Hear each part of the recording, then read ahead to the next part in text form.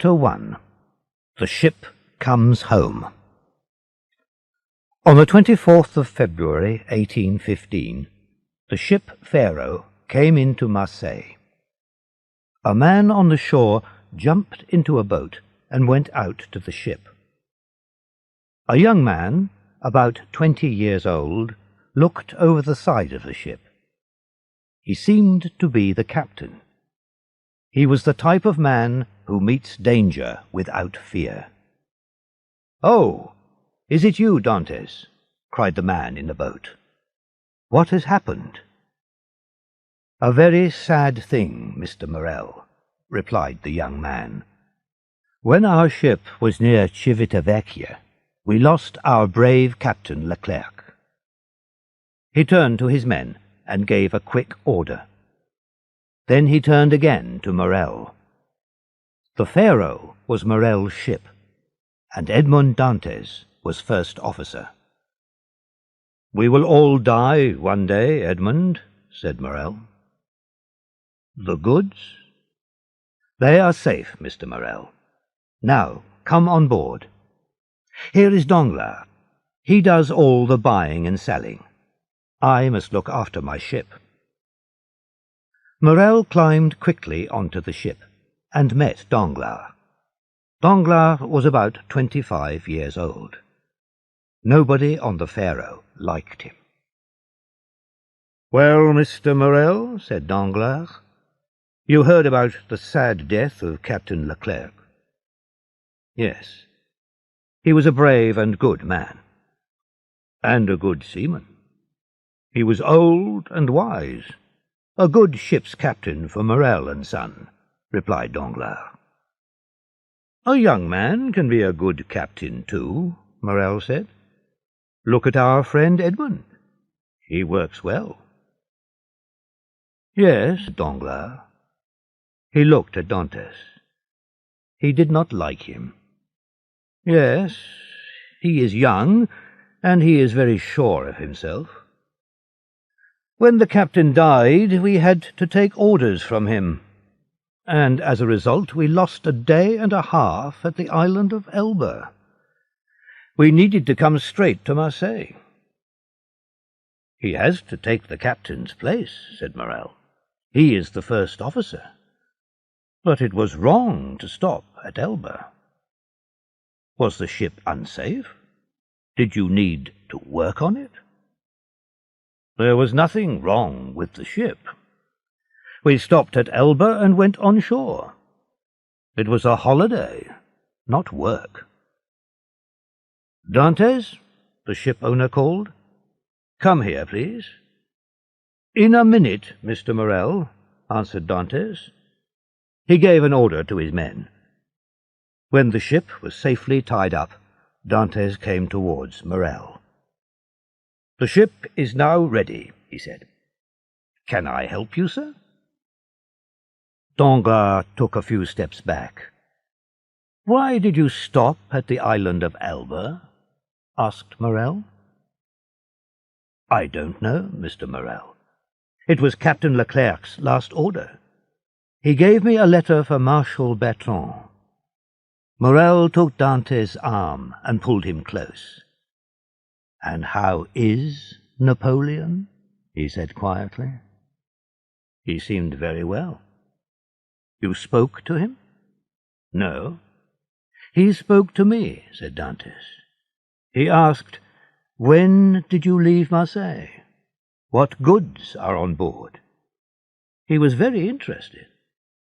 Perhaps he wanted to buy the ship." "I am only the first officer," I said.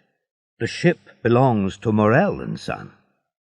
"Ah," he said, "I know them. The Morrels have owned ships for many years. But there was a Morrel who was a soldier. He fought with me at Valence."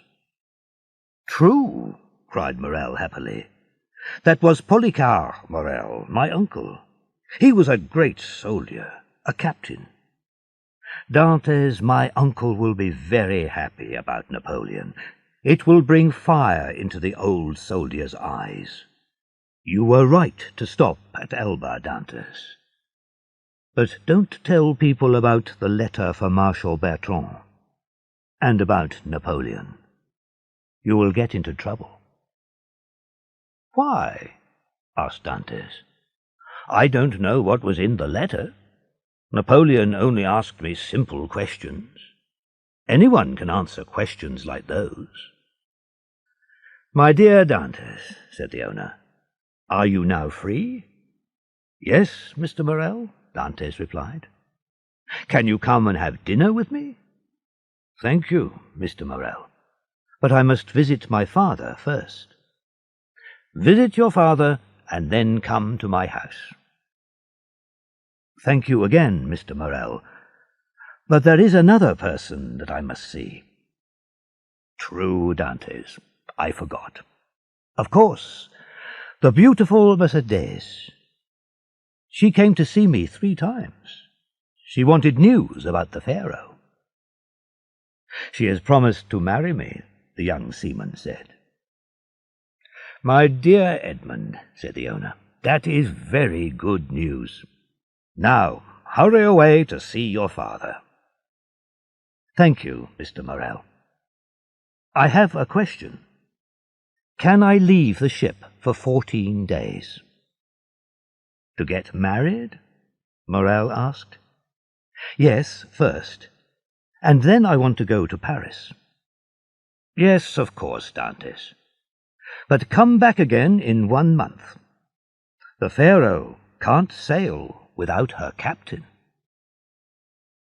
"Without her captain?" cried Dantes. His eyes were bright, and he was very happy. "Are you really going to make me captain of the Pharaoh? Oh, Mr. Morel, I thank you for my father and for Mercedes." "Good, Edmund. Go to your father. Go and see Mercedes, and then come to see me." "Shall I take you to the shore with me?" Dantes asked. "No, thank you. I'll stay and do some work with Danglars." "Were you pleased with him on this journey?" "Do you mean, is Danglars a good friend?" "No, we aren't friends. We disagreed one day near the island of Monte Cristo, and he doesn't like me. But he works well. I can say nothing against him." The ship owner watched Dantes until he reached the shore. Danglars stood on the ship behind Morel. He also watched the young man as he went away. But he did not look kindly at Dantes. Chapter 2. Father and Son. Dantes turned into a narrow street and went into a small house. "My dear Edmund," cried his father, "my boy, my son, you are here in Marseille. Tell me all your news." "I have some sad news. The good Captain Leclerc is dead. But I am now captain of the Pharaoh. Just think, I am only 20 years old and the captain of a great ship. I will earn good money. I can buy you a new house." "What is the matter, father? Aren't you well?" "It is nothing," his father said. "You need food and a drink. Where will I find food and drink for you?" "There is nothing in the house," answered the old man. "But I don't need anything, because you are here. When I left 3 months ago, I gave you plenty of money," Dantes said. "Yes, but I paid some money back to our friend Caderousse. He asked me for it." "But you gave Caderousse more than half of the money. Why did you do that? Here, father, take this and send for some food." Edmund put all his money on the table. "No, no," said the old man. "I don't need all that money." "But here comes Caderousse. He knows that you are home. He wants to welcome you." "Hello. You have returned, Edmund," Caderousse said. "Yes, neighbour," replied Dantès. He tried to hide his real feelings. "I am ready to help you in any way." "You are rich now," said Caderousse, looking hungrily at the money on the table. "Oh, that," said Dantès, "that is my father's money. But of course you are our neighbour. If you want money, we will lend it to you." "Thank you, but I don't need anything. I met my friend Danglars, so I heard that you were here. I wanted to see you." "Good Caderousse," said the old man. "He is a great friend to us." There was an ugly look on Caderousse's face. "Well, Morrel is pleased with you," he said. "Are you hoping to be the next captain of the Pharaoh?" "Yes, I believe that I will be the next captain. But, dear father, I must leave you. Now I must visit another person in the town." "Go, my dear boy, and God protect your wife." "His wife?" said Caderousse. "She isn't his wife yet. Mercédès is a fine girl, and fine girls have plenty of young men. But you will be captain of the Pharaoh, so—" "My opinion of women, and of Mercédès, is better than yours," Dantès said. "I know that she will always love me." Edmund left the house, and Caderousse joined Danglars.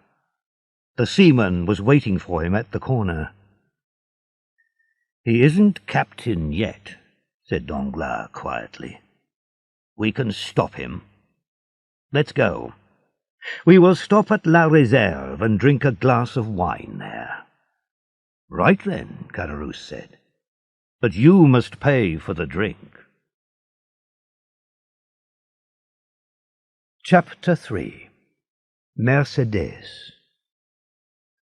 Danglars and Caderousse sat at a table under a tree. In a house about 100 meters away, a young girl was at the window.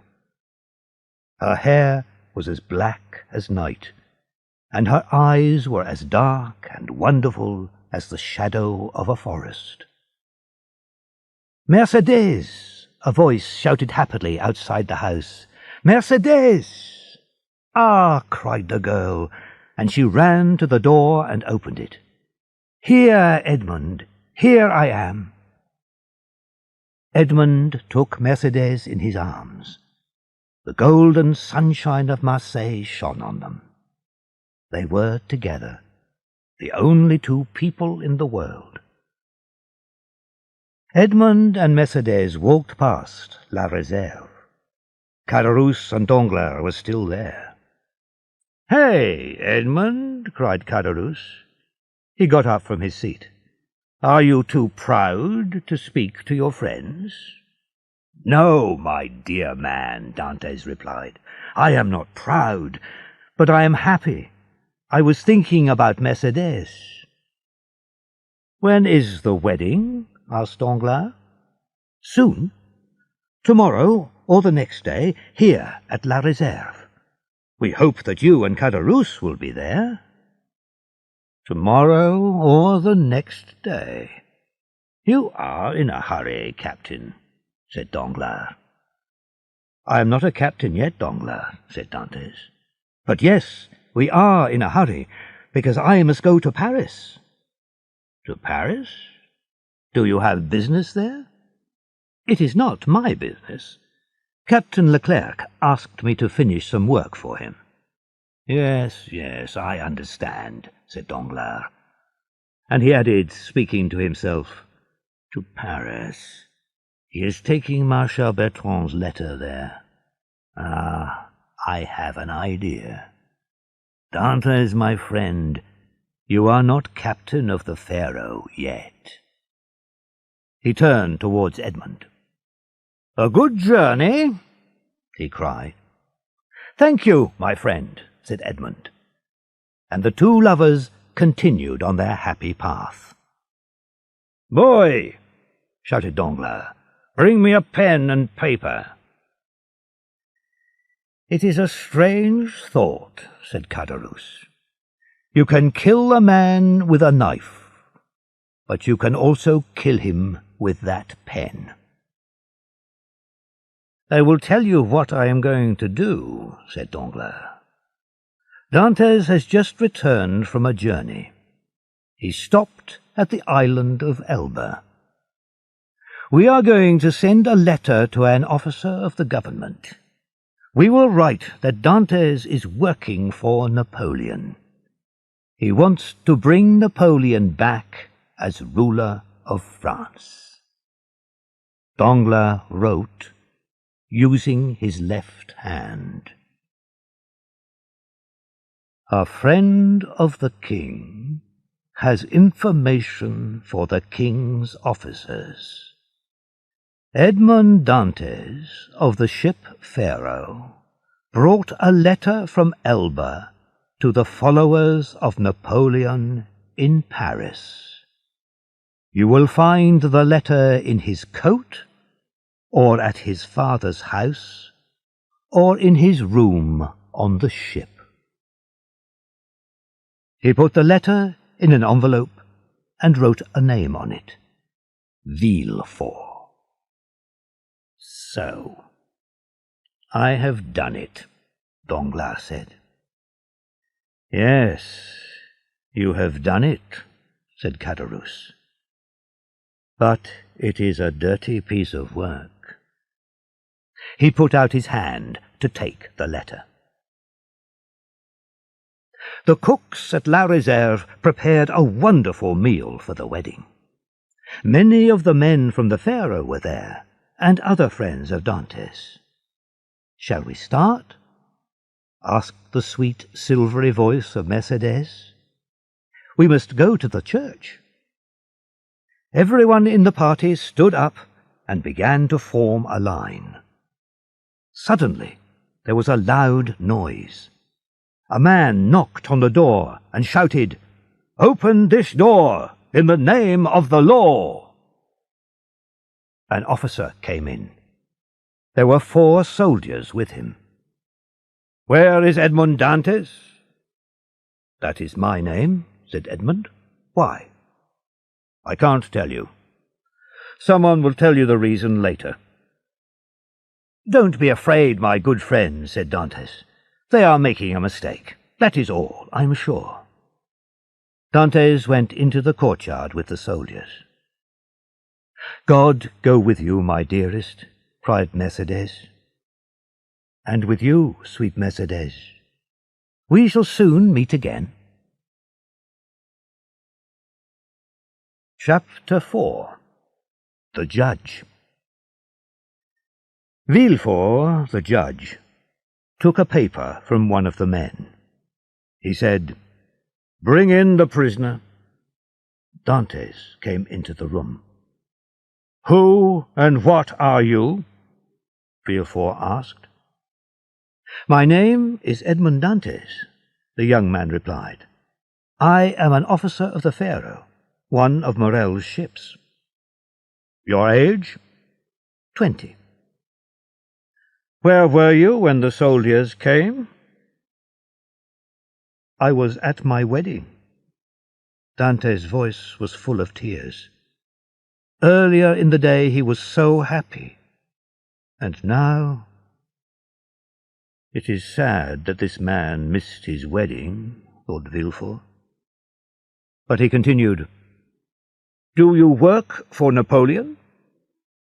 "I wanted to join one of his ships, but he lost power." "People think that you are a dangerous man. They say you want to bring Napoleon back to power." "Me? Dangerous? I am only 20. I don't know about things like power.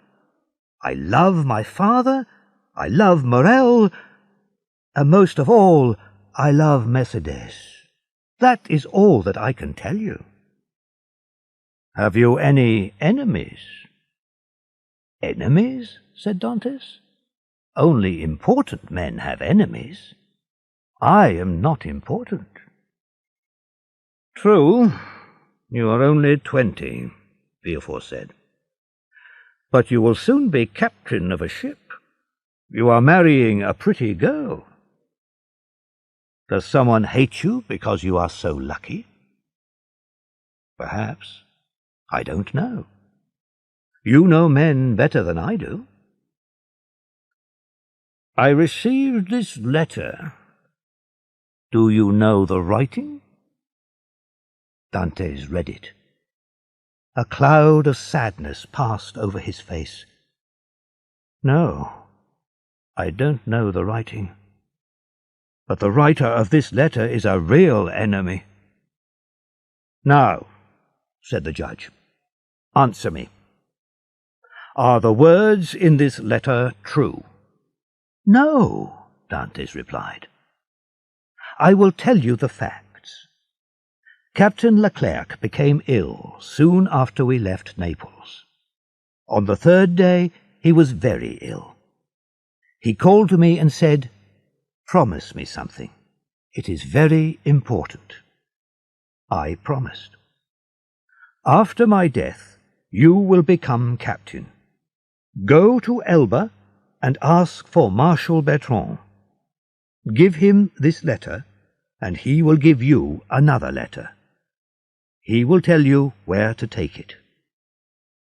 That is what Captain Leclerc said. And what did you do then?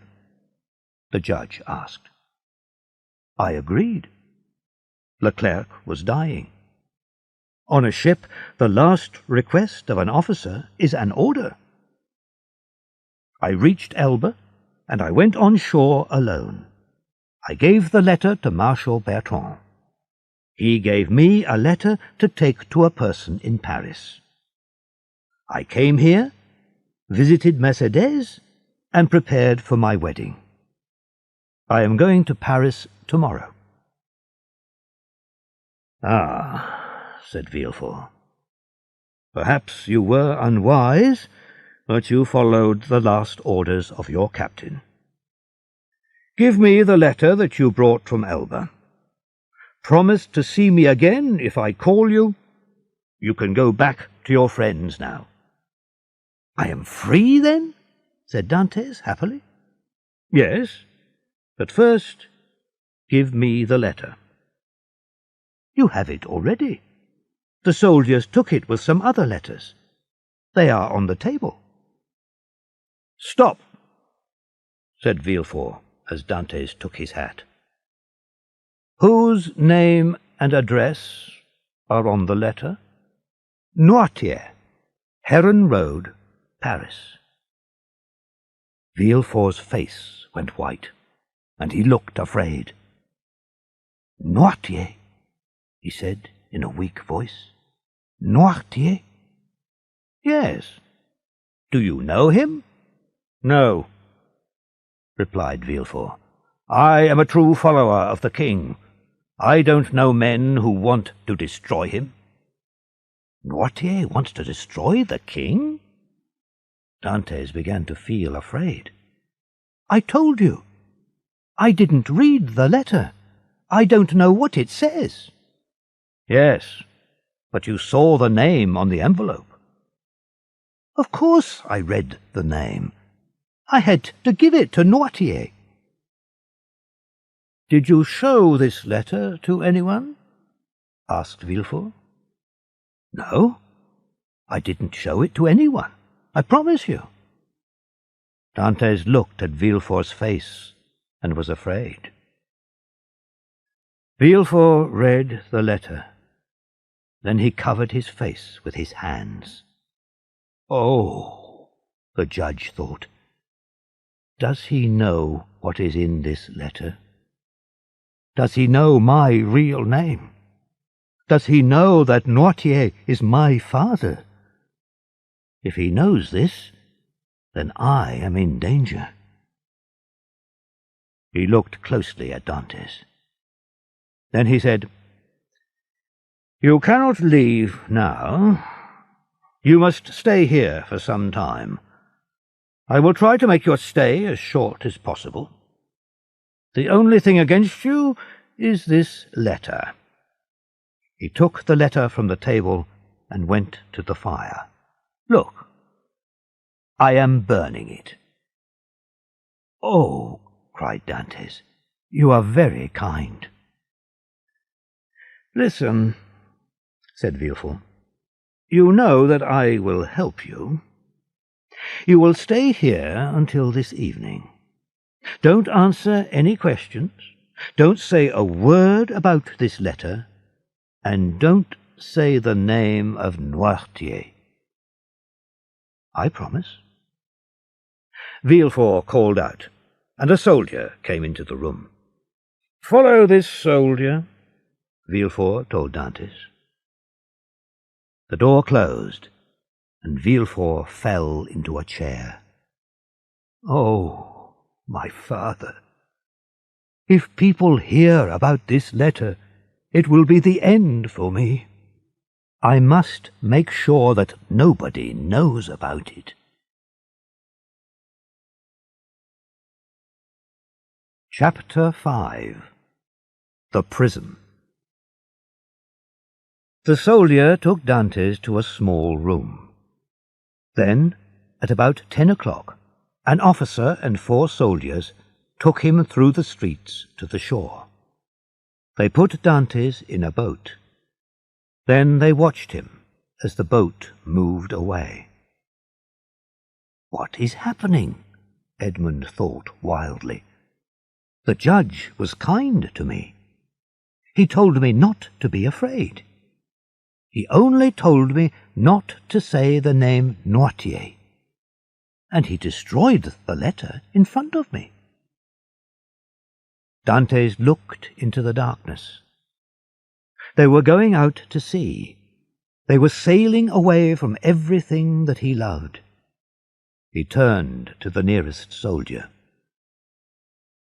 "Friend," he said, "please tell me where we are going. I am Edmond Dantes, a seaman, and a man who loves God and the king. Tell me where we are going." "You were born in Marseille, and you are a seaman, but you don't know where you are going? Look!" Dantes stood up and looked in front of the boat. 100 meters away he saw the black and frightening shape of the rock where the Chateau d'If stands. The prison was about 300 years old. People tell many strange stories about this place, Dantes thought. Prisoners go there and never return. Is this the end of all hope? "I am not going to be a prisoner there," cried Dantes. "Only important prisoners, enemies of the king, go there. Mr. Villefort promised me—" "Mr. Villefort told us to take you to the Chateau d'If."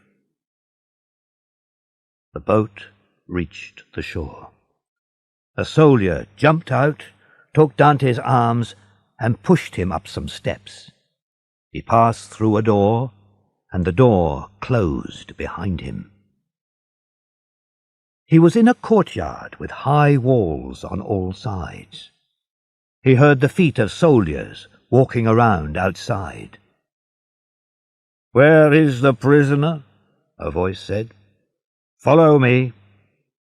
Dantes followed.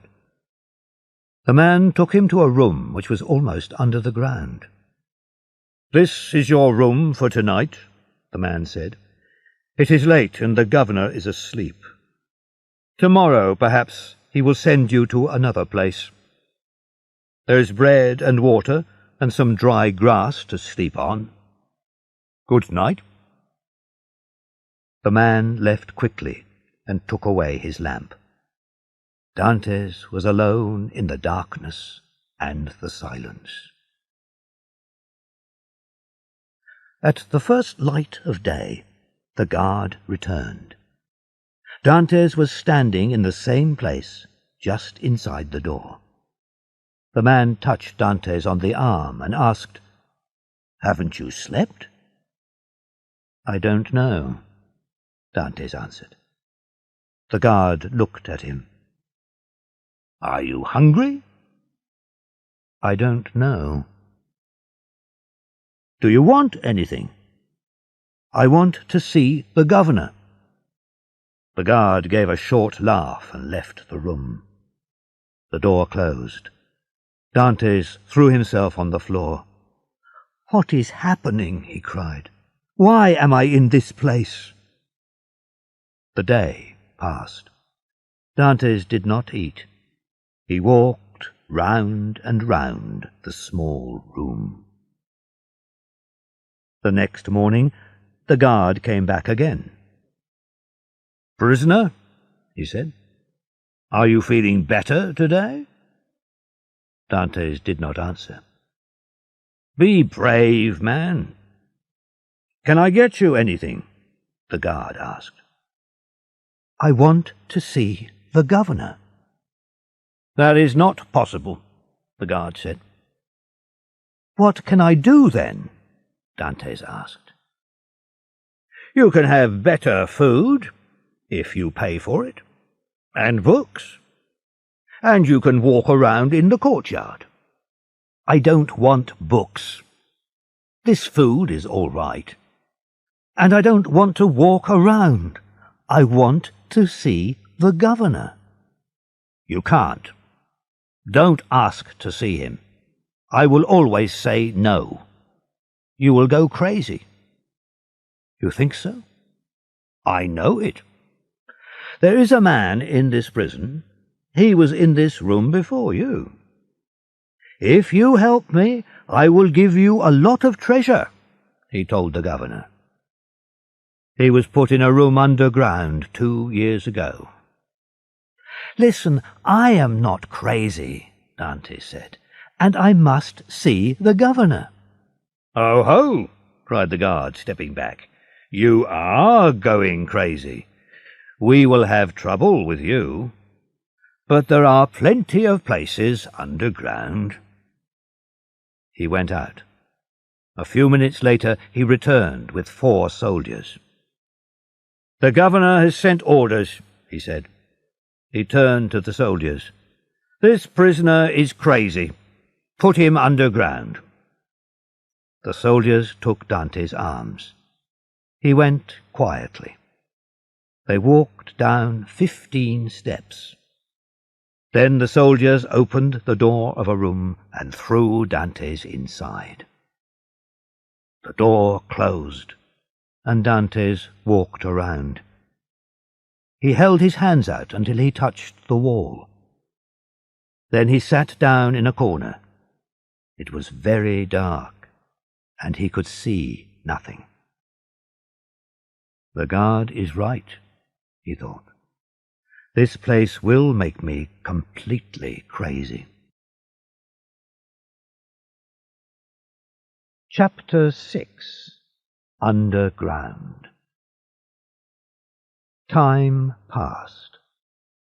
The chief officer of prisons visited the prisoners' rooms. "Is the food good?" he asked the prisoners. "Do you want anything?" "The food is very bad, and we want to be free," they all replied. The officer laughed and turned to the governor. "Why do we come here? We always hear the same thing.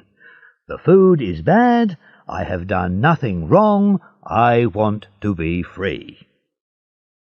"Are there any other prisoners?" "Yes, there are the crazy prisoners. We keep them underground. They are a danger to other people." "Let's visit them. I must see them all." 2 soldiers took the officer down the steps. The air smelled bad. The darkness was full of the smell of death. "Oh," cried the officer, "who can live here? Very bad men.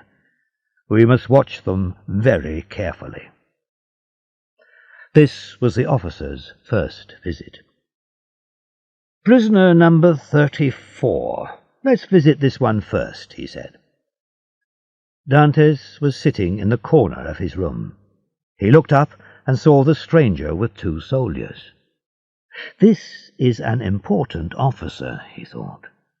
He jumped up to meet him, but the soldiers pushed him back. The officer thinks that I am crazy, Dantes thought. He looked at the officer. He tried to make his voice quiet and calm. I only want to know what is going to happen to me. Why am I here? Give me your permission to see a judge. Perhaps, said the chief officer. Then, turning to the governor, he said, Show me your books. What is this man's crime? I know that you can't free me, said Dantes, but tell me, please, that there is hope. I can't tell you that. I can only promise to ask about the matter. Who gave orders for you to come to the prison? Mr. Villefort. Does he have a reason to be your enemy? No. He was very kind to me, Dantes said. Then I can believe what he writes about you in the prison's book? Yes. The officer left the room and closed the door. But he left something in the room. Hope. The officer kept his promise to Dantes. He looked in the prison book and found Edmond Dantes, a dangerous man. He helped Napoleon return from Elba. Watch him carefully. I can't help this prisoner, the chief officer thought. He wrote in the book, Do nothing. Chapter 7. Number 27. Days and weeks passed.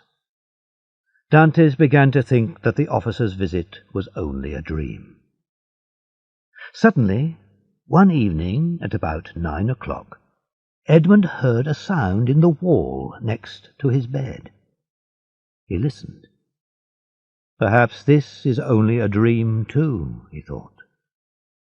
But he heard the sound again. He heard something fall, and then silence. Some hours later, he heard the noise again, nearer and more clearly. Edmund listened. I know what that sound is, he thought. A prisoner is trying to escape. Edmund wanted to help. He moved his bed. Then he looked round the room for a sharp tool. The only things in the room were a bed, a chair, a table, and a water pot. I will break the water pot and use one of the sharp pieces, he thought.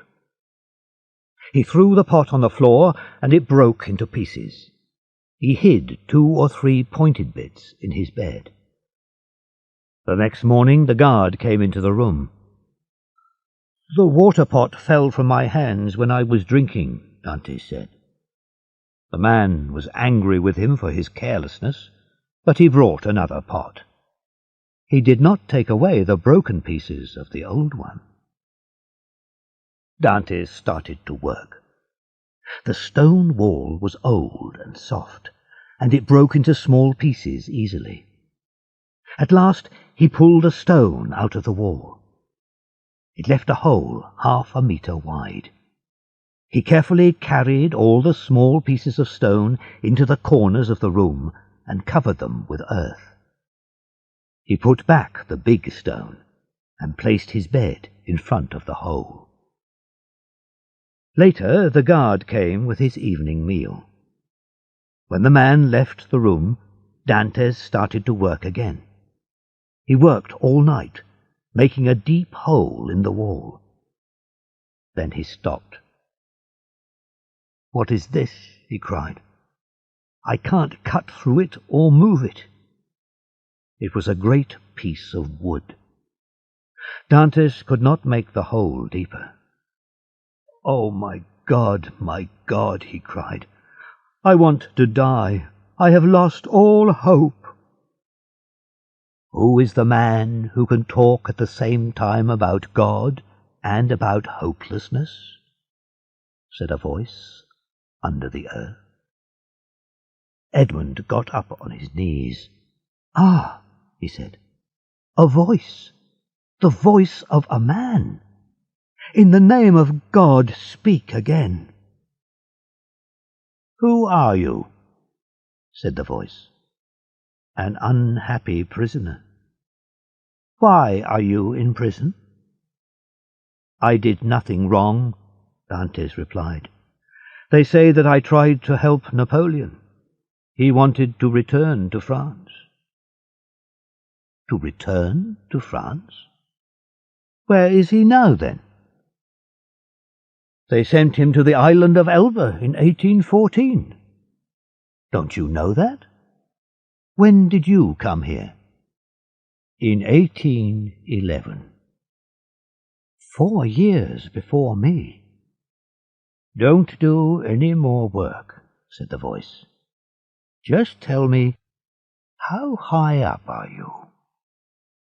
"At the same height as the floor of my room," Dantes said. "What is behind the door of your room?" "A narrow room, and then the courtyard." "Oh, that is bad," the voice said. "My plan is wrong. I wanted to break through to the outside wall of the prison. And then? And then throw myself into the sea and swim to one of the islands near here. Cover the opening of the hole in the wall. Do it carefully. Stop working on the hole. Wait until you hear from me again." "Tell me who you are," cried Edmund. I am number 27. "Why don't you tell me your name?" Edmund heard a quiet laugh. "Oh," he cried, please don't leave me alone. I promise that I won't say a word to the guards." "I will talk to you again," said the voice. "Tomorrow." Edmund closed the opening in the wall, carefully hid the bits of stone, and put his bed back in its place. The next morning, when he moved his bed away from the wall, he heard a sound. He got down on his knees. "Is it you?" he said. "I am here." Soon after that, part of the floor of Dantes' room fell away. Stones and earth fell down into the opening. Then, at the bottom of the hole, Dantes saw the arms and head of a man. The man climbed up into the room. Dantes reached his hands out to his new friend. He was a small man, and his hair was white. His eyes were dark, and he had a long beard. He was not strong. "You seem very happy to see me," he said to Dantes. "Your happiness touches my heart." But Dantes knew that the man was very sad. "You worked hard to escape," he said, "but you haven't reached the outside of the prison. This is just another room. But there are 3 other sides to the room. Do you know what is outside those walls?" "One wall is built against the rock. One is against the lower part of the governor's house. If we get out there, the guards will catch us. And this side faces where?" They looked at the 3rd side of the room. There was a small window high up in the wall, with 3 strong bars across it. The man pulled the table across the room and put it under the window. "Climb on the table," he said to Dantes. "Put your back against the wall and join your hands in front of your body." Then prisoner number 27 jumped up onto the table, and from there onto Dante's hands, and from there onto Dante's shoulders. He put his head through the top bars of the window, then pulled his head back quickly. Finally he said, "I thought so." He got down quickly and easily.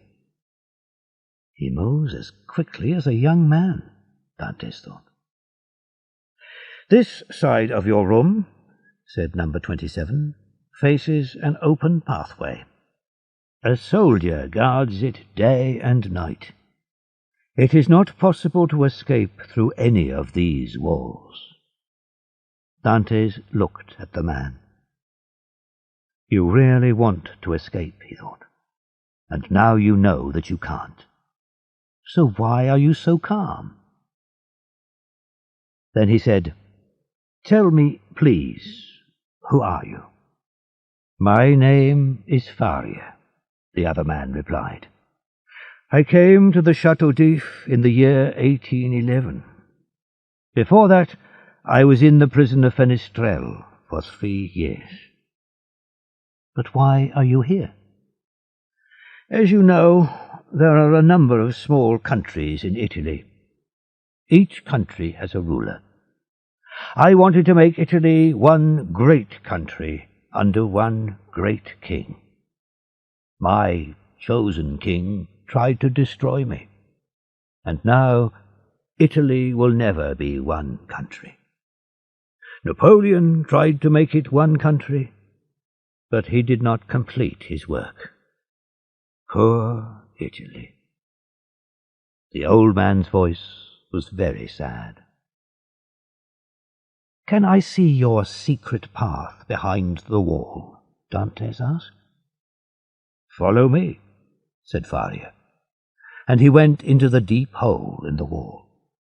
Dantes followed. Chapter 8. Faria's Room. The two friends passed easily along the underground path. Faria pulled up a stone in the floor, and they climbed into his room. Dantes looked around. "There is one thing that I still don't understand," he said. "How do you do so much work?" "I work all night." "At night? Do you have cat's eyes? Can you see in the dark?" "No, of course not. But God has given man a mind. With it we can make what we need. I made a lamp for myself. I get the oil from my food, and it burns very well." They sat and talked. Faria's words were clever and wise. Sometimes Dantes could not understand them.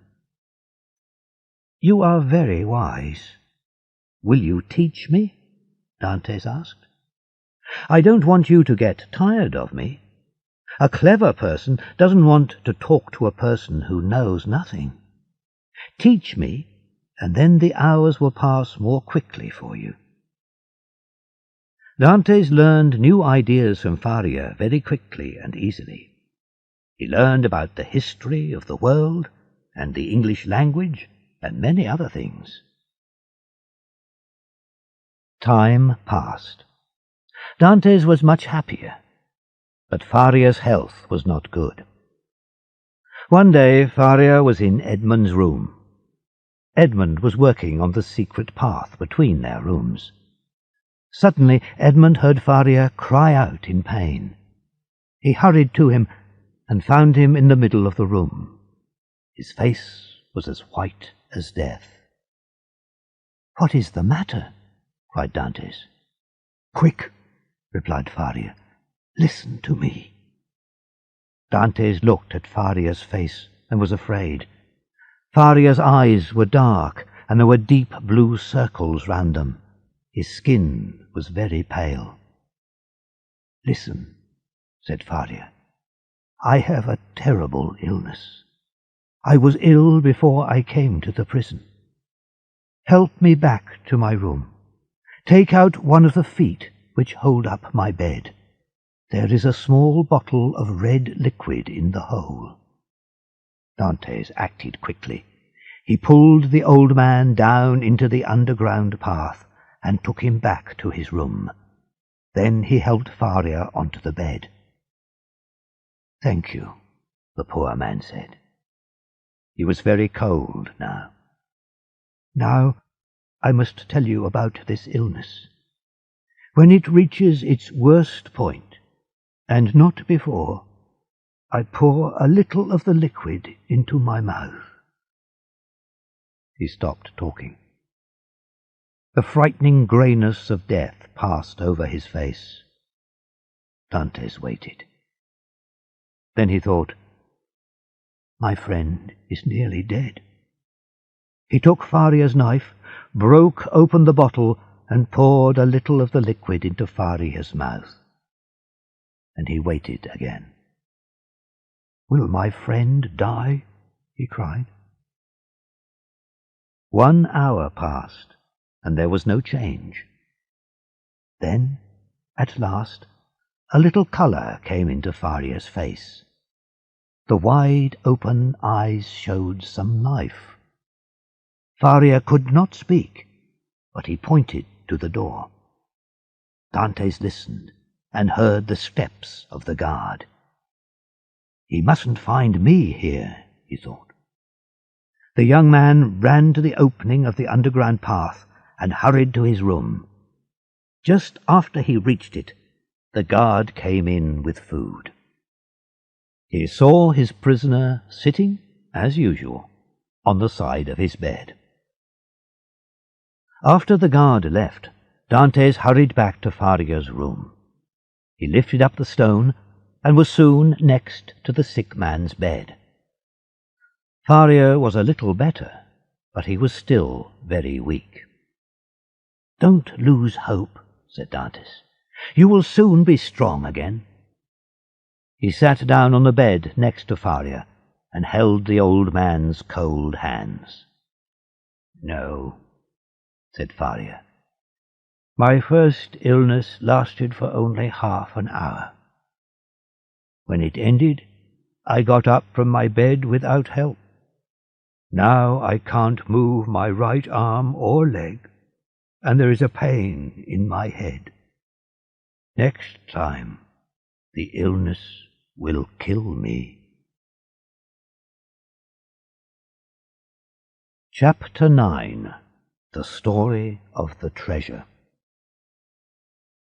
The next morning Dantes returned to Faria's room. Faria looked a little better. He showed Dantes a small piece of paper. Half of it was burnt away. Edmund said, "I can't see anything except broken lines and words." "I know what the words mean," said Faria. "But first I will tell you the story of this paper. I was the friend and helper of Prince Spada, the last of the princes of that name. I was very happy with him. A long time ago, his family was very rich. People often say, as rich as a Spada. But my friend, Prince Spada, had very little money. He told me about another Spada. This man lived and died at the time of Cesare Borgia. Cesare Borgia needed money for his wars, but the country was very poor. Finally, he thought of a plan. He asked 2 famous rich men, Rospigliosi and Spada, to dinner. Rospigliosi was very pleased, but Spada was a wise man. "Cesare Borgia wants my money," he thought. "He will kill me." He wrote a note.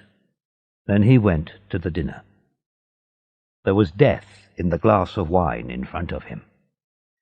If I don't drink the wine, Borgia will kill me in another way, he thought.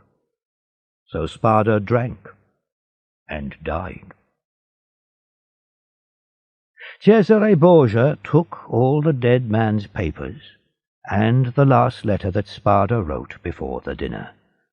This said, "I give everything to my brother's child, all my money and all my books. Tell him to keep the prayer book with the gold corners carefully. It will help him to remember his uncle." Cesare looked everywhere. There were some gold cups and a little money, very little, and he took those. But he could not find the treasure of the Spadas. Years passed. The famous prayer book stayed in the family, and my friend the prince now owned it. Like many people before me, I looked through all the family papers, through rooms full of papers. Where was the treasure of the Spadas? I found nothing. I read the history of the Borgia family. Cesare Borgia took all the Rospigliosi's money, true, but I found no information about the Spada treasure. I was sure that the treasure was still hidden somewhere. My friend died and left everything to me. He asked me to write a history of the Spada family. In 1807, a month before I became a prisoner, I was reading some papers. I fell asleep. It was evening when I woke up. The only light was from the fire. I felt for a piece of paper. I wanted to get a light for the lamp from the fire. I didn't want to burn any important papers, but I remembered a piece of plain white paper in the prayer book. I took it and put a corner in the fire. The fire began to burn the paper. Suddenly I saw yellow writing. I quickly put out the fire and looked at the paper. There were words on it. You could only read them when the paper was hot. I burnt a lot of the paper, but the last piece is in your hands. Dantes looked again at the yellow writing. "And now," said Faria, "look at this." He gave Dantes a second piece of paper with broken lines of writing on it. Put the two pieces together. On May the 25th, 1498, Cesare Borgia invited me to dinner. He wants to kill me. He wants all my money. When I die, give everything to Guido Spada. It is hidden safely on the island of Monte Cristo. Guido knows the place because we visited it together. All my gold and money are there. Lift up the 22nd rock from the beach at the east end of the island. Find the steps that go underground. Break into the second room. The treasure is in the northeast corner of the room. Cesare Spada, May 25th, 1498. "Yes," Dante said, "I understand. But the writing on the second piece is different." "It is my writing," said Faria. "I thought about it and completed the old paper. When I understood the words, I left immediately. But the government was afraid of me. When I went on board the ship, soldiers took me prisoner." Faria looked at Dantes. "And now, my dear man," he said, "you know as much as I do. If we ever escape together, half this treasure is yours. If I die here, all of the treasure is yours." You are my son. You were born to me in this prison. God sent you to help a sad old prisoner." "Thank you," said the young man to Faria. "But we will never have the treasure, because we won't leave this prison. My real treasure is your teaching and your wise words."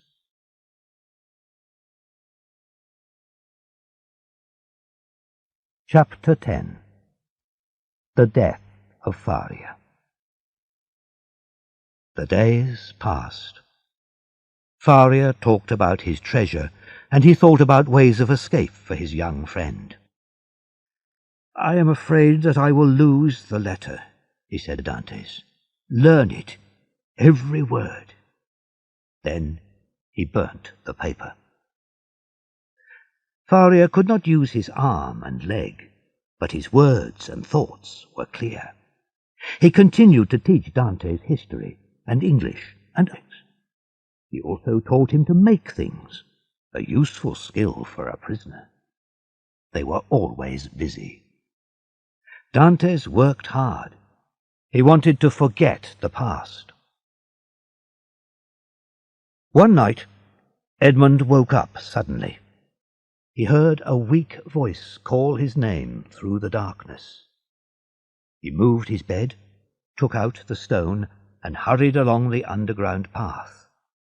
The other end of it was open. It was dark, but he saw the old, white-faced man holding on to the end of his bed in great pain. "Ah, my dear friend," said Faria. "You understand, don't you? You know that the time has come." "Don't say that," cried Dantes. "I have saved you once. I will save you again." He quickly lifted up the foot of the bed and took out the little bottle. There was still some red liquid in it. "Look," he cried, "there is still some in here. Tell me what to do." "There is no hope," Faria replied.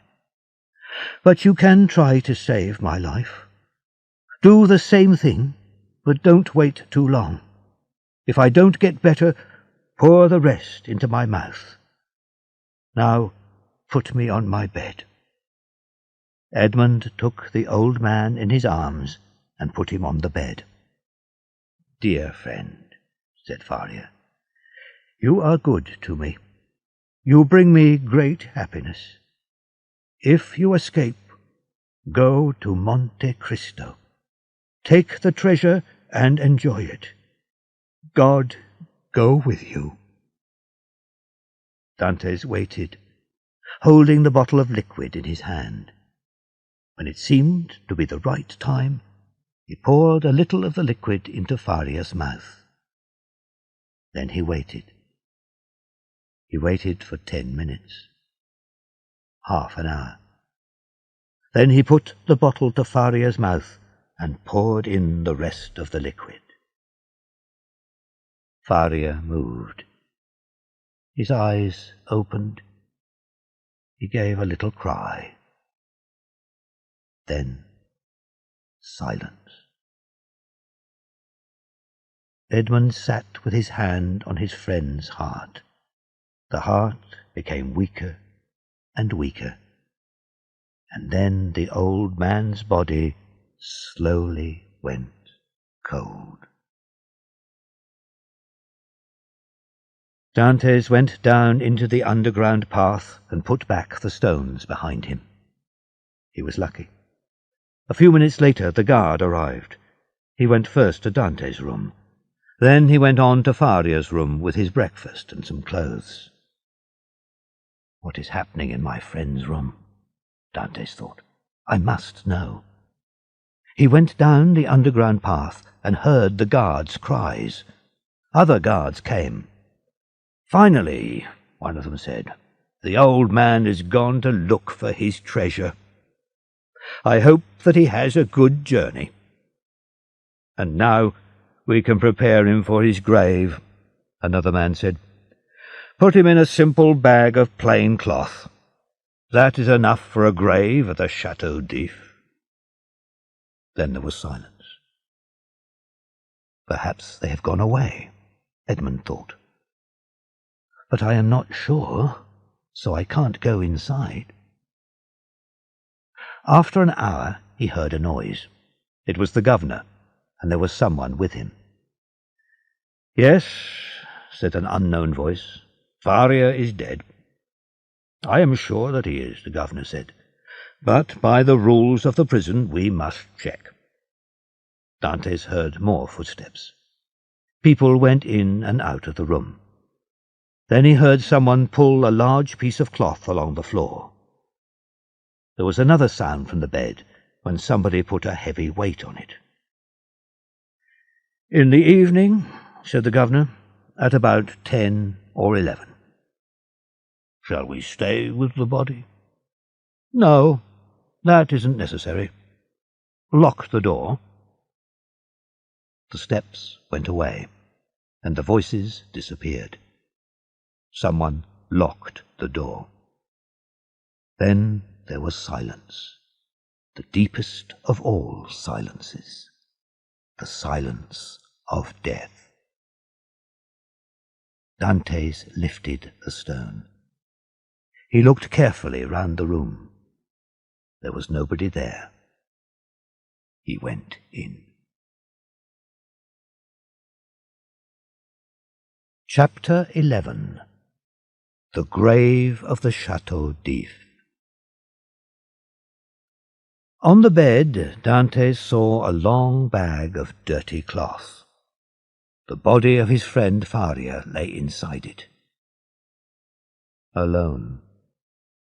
I am alone again, Dantes thought. And then he stopped. He looked at the bag, and a strange thought came to him. Only dead people leave this prison. I can take the place of the dead. There was no time to think about it. Dantes opened the bag with Faria's knife. He took the body from the bag and carried it along the underground path to his own room. He laid the body on his bed and pulled the bedclothes over its head. Then he kissed the cold face and turned it to the wall. "The guard will think that I am asleep," Dantes said to himself. He returned to Faria's room, took off his clothes and hid them. Then he got inside the bag and lay exactly like the dead body.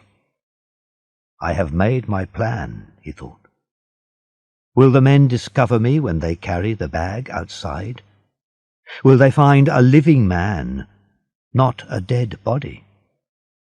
If that happens, I will cut open the bag from top to bottom with the knife.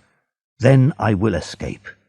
If they try to catch me, I will use the knife. Perhaps they will put me in the grave and cover me with earth. It will be night. I only hope that the grave is not too deep." Another thought came to him. When the guard brings my evening meal at 7 o'clock, will he notice Faria's body in my bed? But no, I am often in bed when the man comes. He just puts the food on the table and goes away again in silence. If he speaks to me this time, what will happen then? When he gets no answer, will he go to the bed? Dantes waited for the cries of the guard. But the hours passed, and the prison was quiet. Finally, Edmund heard footsteps outside. He must be brave now, braver than ever before. The footsteps stopped outside the door. There are 2 of them, Dantes decided. He heard them put down some wood. They are going to carry the body on that, he thought. The door opened. Through the cloth of the bag he saw two shadows come to the ends of his bed. Another man stood at the door with the lamp. He was a thin old man, but he is heavy. One man was lifting up his head. The other man lifted his feet. "Have you tied it on?" the first speaker asked. "Not yet. We don't want to carry unnecessary weight," the other man replied. "I can do that when we get there." Tied it on? Tied what on? thought Dantes. The men put the body on the piece of wood. Then they moved up the steps. Suddenly Dantes felt the cold, fresh night air. The men walked about 20 meters, then stopped and put the body down. One of them went away. Dantes heard the sound of his shoes on the stone. "Where am I?" he asked himself. "Here it is. I have found it." Edmund heard the man put a heavy weight onto the ground next to him. Then he tied the weight round Dantes' feet. "Is that tied carefully?" asked the other man. "Yes, it won't come off," was the answer. The men lifted Dantes up again, and they began to walk. Now Dantes heard the sound of waves against the rocks. "We are finally here," said one of the men. "Don't stop yet," said the other man. "You know very well that the last one fell on the rocks. Don't you remember that the governor was angry with us?" They went 5 or 6 more steps. Then they lifted Dantes by his head and by his feet. "1," said the men, "2, 3, and away!" They threw Dantes into the air. He was falling, falling. A heavy weight pulled him quickly down. Finally, with a great noise, he fell into the cold water. When he hit the water, he gave a cry. Then the water closed over him. "They have thrown me into the sea," Dantes cried to himself.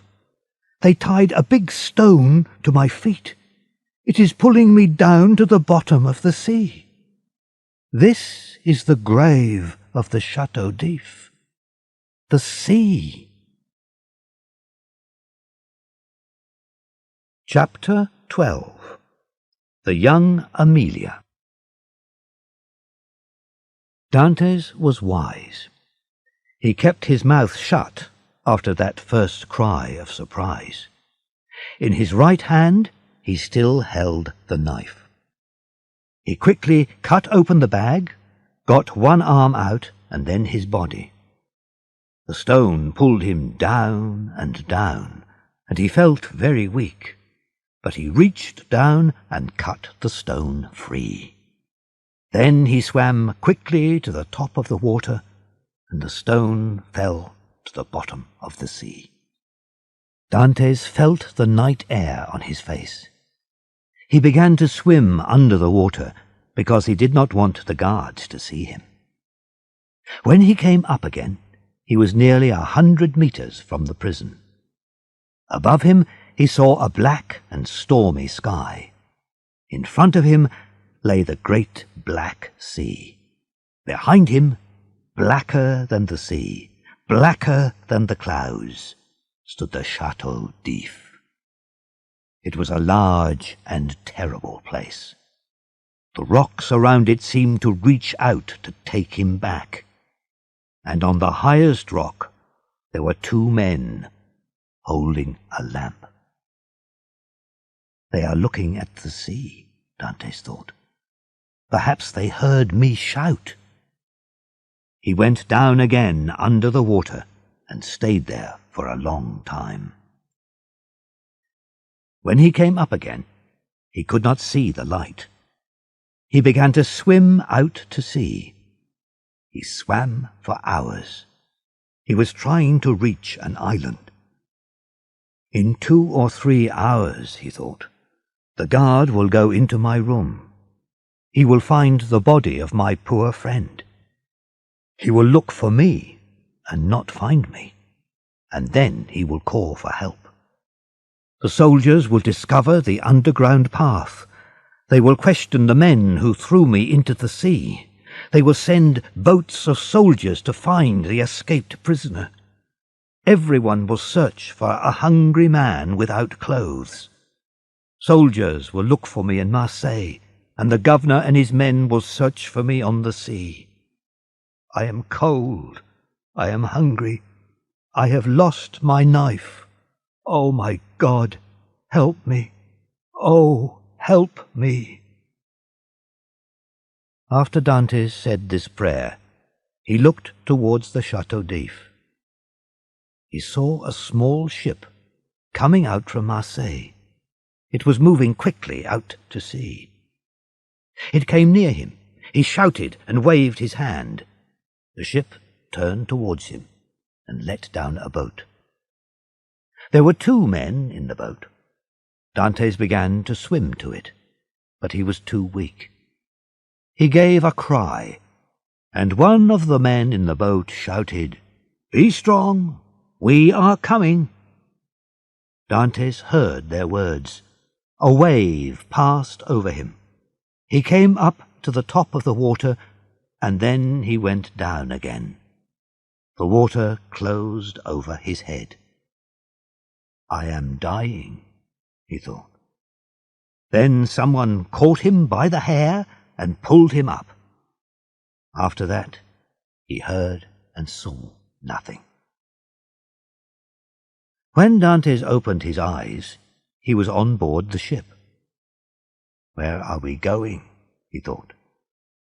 He looked out through a small window. We are leaving the Chateau d'If behind. The captain came to see him. I am a seaman, and I lost my ship in the storm, Dantes told him.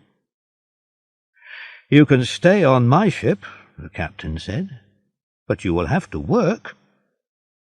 Suddenly, a loud noise rang across the waters. Hey, what is that? Cried the captain. A prisoner has escaped from the Chateau d'If, replied Dantes. Is he the escaped prisoner? The captain thought. He looked at Dantes. Does it matter? Even if it is him, he will be useful to us. The ship was called the Young Amelia. It carried goods to quiet shores on dark nights. There were no customs officers in these places, so the captain did not pay money to the government for the goods. At first, the captain did not tell Dantes about his business. I do not know this man, he thought. Perhaps he is a government officer. But after some days, he started to like Dantes. The ship reached Livorno. Edmund asked a man there to shave him and cut his hair. When the job was finished, he asked for a mirror. He saw the changes in his face. When I went to the Chateau d'If, my face was round and open. It was the face of a young and happy man, he said to himself. Now his face was longer, his mouth was harder and stronger, his eyes were deep and thoughtful, and his skin was whiter. Even his voice was softer and sadder. I don't know myself, he thought. I am a stranger. Next he went to buy some clothes. Then, a changed man, he went back on board the Young Amelia. The men of the Young Amelia worked hard for their captain. They spent very little time in Livorno. The captain wanted to get the goods out of the city quickly and to take them to Corsica. They sailed away. Edmund was happy on the open sea. I often dreamed about this in prison, he thought. Early next morning, the captain found Dantes. The two men stood at the side of the ship and looked at some great rocks. The sun shone in the sky and coloured the rocks a soft pink. It was the island of Monte Cristo. I can jump over the side of the ship, Dantes thought, and swim to the island in an hour. But if I do that, how will I get the treasure away? I must wait. I waited for years to be free. I can wait for a few months to be rich. He looked again at the island. Perhaps the treasure is only a dream of Farius. But there was Prince Sparda's letter. That seemed real. Dantes repeated the letter to himself from the beginning to the end. He remembered every word. Night came, and Edmund watched the island. It was beautiful with the colours of the evening. Then slowly it hid itself in the darkness. How can I reach Monte Cristo and bring the treasure back safely? The treasure is mine, but I have no money for a small boat to get it. He thought about this problem all the time. They returned from Corsica to Livorno. One evening in Livorno, the captain asked Dantes to come to an important meeting. Edmund went with the captain to see other ships' captains. They talked about a ship from Turkey which was carrying expensive cloth. They wanted to find a quiet place and meet this ship, buy the cloth, and then take it to the coast of France. "We need a quiet place where there are no customs officers," one man said. "A place where nobody will see us." "The best place is the island of Monte Cristo," said the captain of the Young Amelia. "Nobody lives on the island, and no customs officers ever go there." They decided to sail to Monte Cristo the next night. Chapter 13. Monte Cristo. And so, by a lucky accident, Dantes reached the island of Monte Cristo. The Young Amelia was first at the meeting place. Dantes was the first person to reach the shore. The men knew the island well. Dantes questioned Jacopo, the man who saved him from the sea. "Where shall we spend the night?" "On the ship, of course." "I must find the place where Sparda hid the treasure," Dantes thought. "There is an opening somewhere, but where? Perhaps Sparda hid it with stones, or perhaps it is now covered with trees and plants. But I must wait for the morning." Just then a boat arrived and came close to the shore. The business began. As he worked, Dantes worried. Did I say too much to Jacopo? Will the men learn about the treasure? No, his secret was still safe. Next morning the men rested. When Dantes quietly walked away, nobody seemed surprised. He climbed high, until the men on the shore looked very small. Then he found a path that was cut by a stream between two walls of rock. He followed it. "The treasure is near here," he thought. As he went along the coast, he looked at everything carefully. These stones have marks on them. A man made these marks. He came to the 21st stone, and the marks stopped. But there was no opening, just one large rock. This rock is so big, I don't think anybody can move it. It is too heavy. I must start again. And he turned and went back to his friends. The men on the shore were cooking a meal.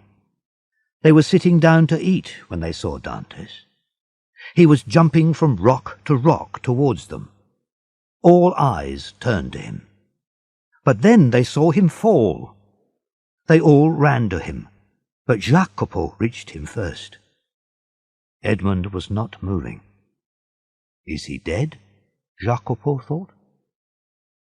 After some time, Dantes opened his eyes. My knee hurts very badly, he said, and my head and my legs feel heavy. They wanted to carry him to the shore, but when they touched him, he gave a cry of pain. Don't move me, he cried. The pain is too great. He did not want any food, but he told the other men to have their meal. I only need to rest, he said. When you return, I will feel better. The sailors went away.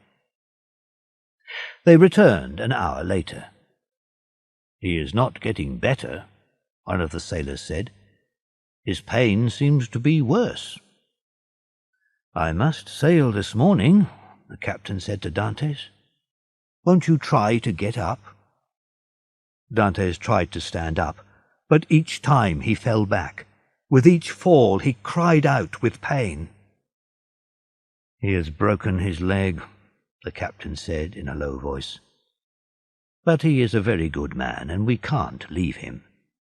We will try to carry him on board the ship. No, Dantes said. The pain is too bad. Don't move me. Leave me here. No, said the captain. We won't leave until evening. I don't want people to think that we left a good man like you on this empty island. But Dantes told him to go. No, no, he said to the captain. I was stupid, and I must suffer for my mistake. Leave me a small amount of food and an axe. I will build myself a hut. The captain turned towards his ship. It was waiting just off the shore, ready for sea. What shall we do? He asked. We can't leave you here, but we can't stay. Go. Please go, cried Dantes. We will be away for more than a week, the captain said. Then we will make a special journey to get you. Dantes spoke again. If, in 2 or 3 days, you see a fishing boat, ask them to come here for me. I will pay them to take me to Livorno. If you don't meet a fishing boat, please come back for me. Listen, Captain, said Jacopo. I will stay with him. You will say good-bye to your part of the money from this business to stay with me? Yes, said Jacopo immediately. A strange look passed over Dante's face. He pressed Jacopo's hand. You are a good, kind-hearted friend, he said to Jacopo. God will love you for your kindness. But I don't want anyone to stay with me. I will be all right. The men left the things that Edmund wanted. Then they went back to the ship. 2 or 3 times they turned round and waved to him, and Edmund waved back. They are rough, dangerous men, Dantes said to himself, but they are good friends. He pulled himself up carefully to the top of the rock. He watched the ship leave. Like a beautiful white bird, it sailed out over the sea.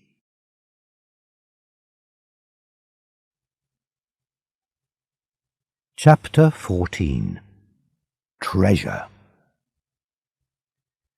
Edmund climbed carefully down from the rocks. I didn't really fall. I wanted the men to leave me here. I don't want to fall and hurt myself now, he thought. He followed the line of marks on the stones again. They started from a small place on the shore. Only a small ship could land there. But Spada's boat landed here, Dante said to himself. The marks ended at the large, round rock. But, thought Edmund, how did Prince Spada lift this heavy rock into this place?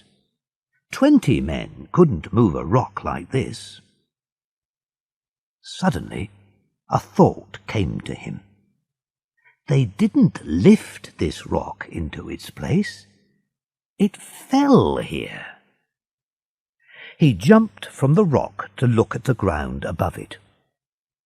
Somebody cut a path here and moved the rock down it. They put a large stone here to hold it in its place. Now the stone is almost hidden by the grass. But the rock does not fit perfectly. The holes are full of small stones and earth. Dantes cut away these small stones at the top, and after 10 minutes he put his arm into the hole. He took his axe and cut wood from a strong tree. Then he put one end of the wood into the hole and pulled on the other. The rock moved. Again he pulled. The rock moved from its place and then fell back again. Dantes rested. He gave a last strong pull. The rock fell down the hill into the sea. In the place of the rock, Dante saw a large square stone with a ring in the centre of it. He felt weak, so he waited for a minute. Then he put the wood into the ring and lifted the stone. He saw steps going down into the darkness of an underground room. But there was some light down there, and the air was fresh. Both the light and air came in through small holes in the rock above his head. Dantes looked into the corners of the underground room.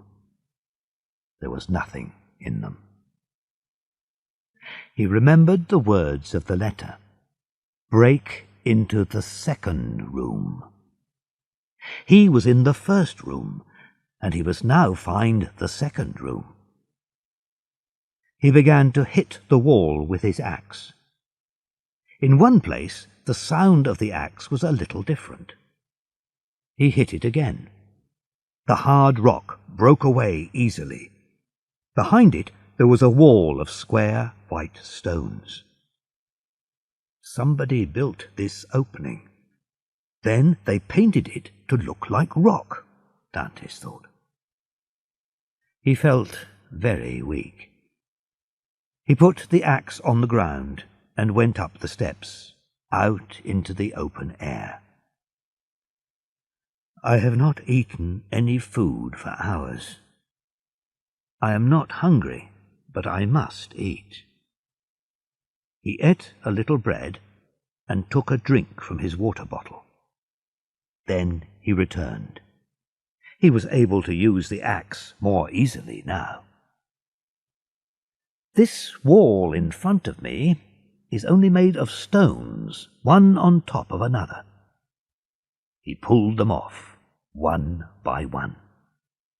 Finally, Dantes broke the wall into the second room. It was smaller and darker than the first one.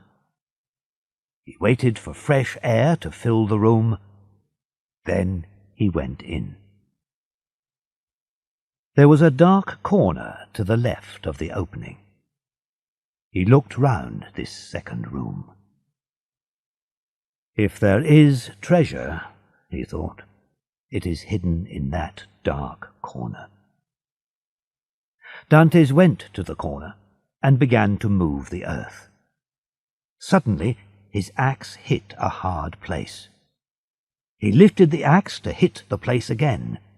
Again he heard the same sound. It is a great wooden chest. There are strong pieces of metal round it, he thought finally. He went outside. There he stood and thought. Then he took a dry piece of wood, lit it, and went down again. He looked at the top of the chest. It was about 1 meter long and 1/2 meter wide. In the centre there was a piece of silver in the wood. There was a mark on the silver, the mark of the Spada family. The treasure is here, Dantes thought. He tried to lift the box, but he couldn't. He tried to open it, but there was no key. He took his axe to break it open. The top came away. The wood was old and soft. There were 3 smaller boxes inside. In the first box there were gold coins from many different countries. In the second box were bars of gold. From the third box, Edmund took a handful of gold rings. He touched, felt, and looked at the treasure. Then Edmund ran quickly back to the steps. He jumped up on a rock and looked out at the sea. He was alone with this great treasure. Was he awake, or was it a dream?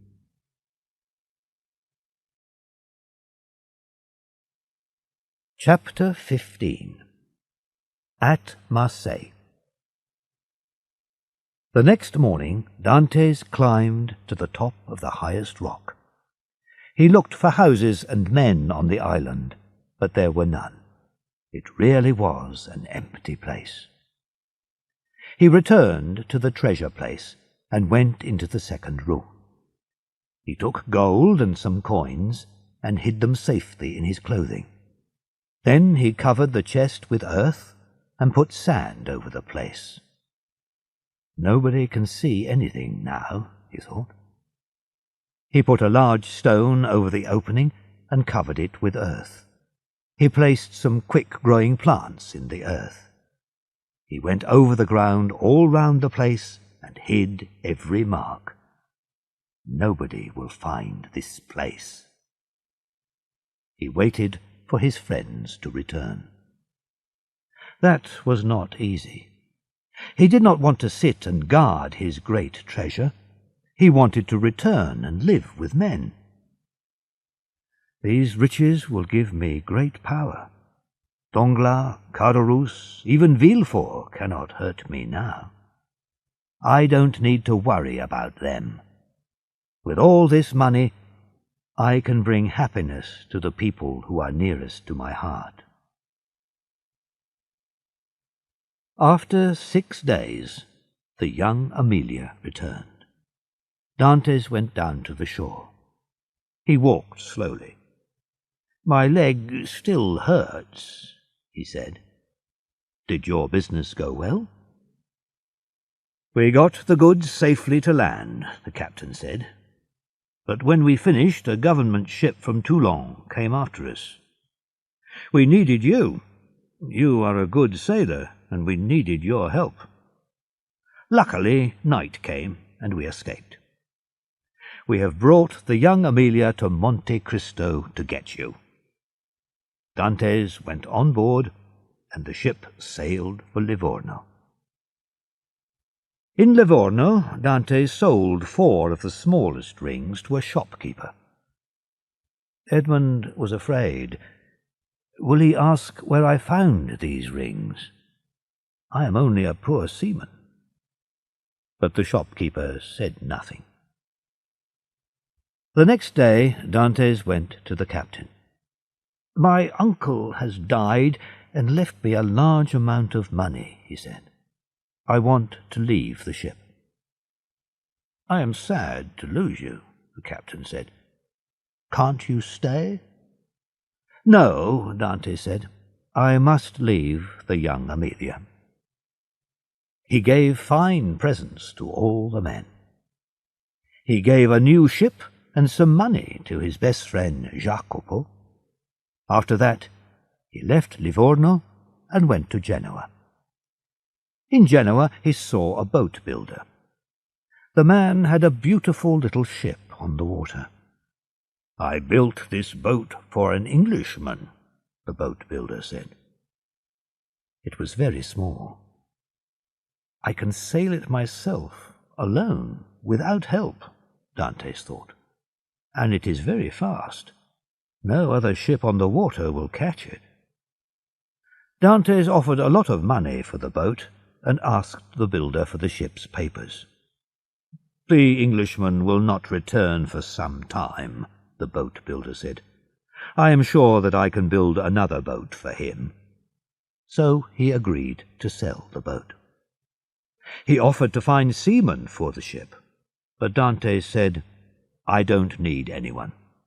But make me a hidden place on the ship near the top of my bed." The builder promised to do the work the next day. Dantes sailed away from Genoa alone and arrived at Monte Cristo on the second day. He took his boat to a different place on the shore. There was nobody on the island, and the treasure was still there. Early the next day, he began to carry his treasure on board. By evening, it was safely hidden in the secret place. One fine morning, a small but beautiful boat sailed into Marseille. Dantes tied it up near some steps. "I left Marseille just here many years ago to go to the Chateau d'If," he thought. The customs officers came on board to look at the ship's papers. A soldier stood near the steps. Even now Dantes was afraid when he saw a soldier. Edmund now had a different name, a rich man's name. He showed the officers the ship's papers. "This boat is owned by the Count of Monte Cristo," the papers said. The customs officers wanted to please the rich ship owner. "The Count can go on shore now, if he wants to," they said. "There is no problem with his papers." Old Nicholas, a seaman from the Pharaoh, was one of the first men that he met on shore. Dantes went straight to Nicholas and asked him a number of questions. He watched the man's face carefully, but Nicholas did not know him. Dantes gave him some money and turned away. Soon he heard a shout. "Stop!"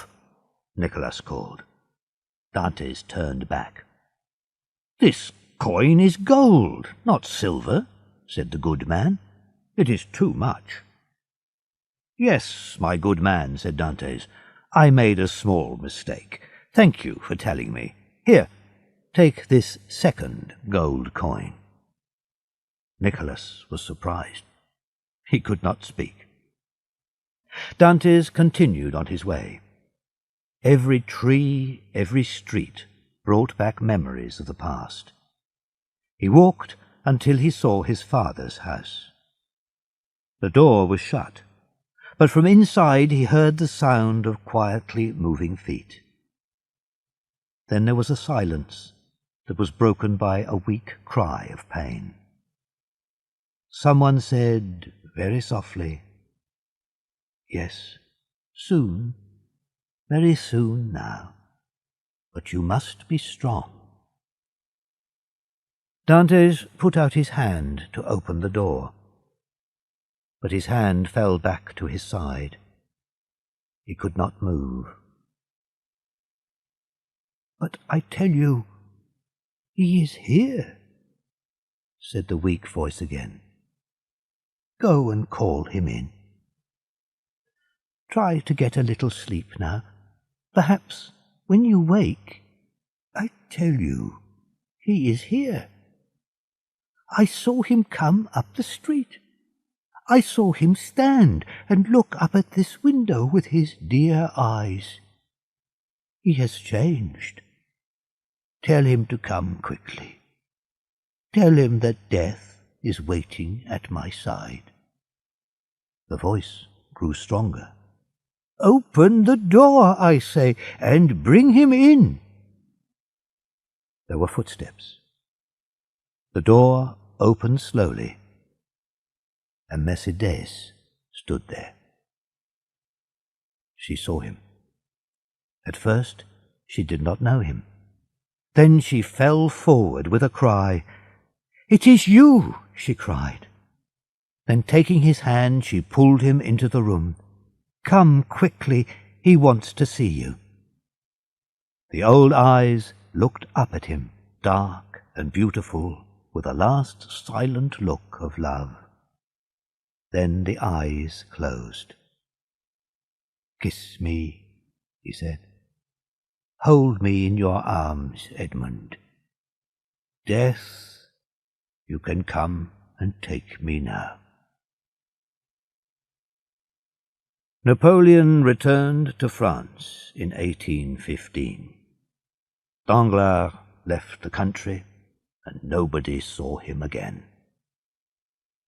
"Caderousse is still alive," said Mercedes, "but he is very poor." "Look," said old Nicholas to a soldier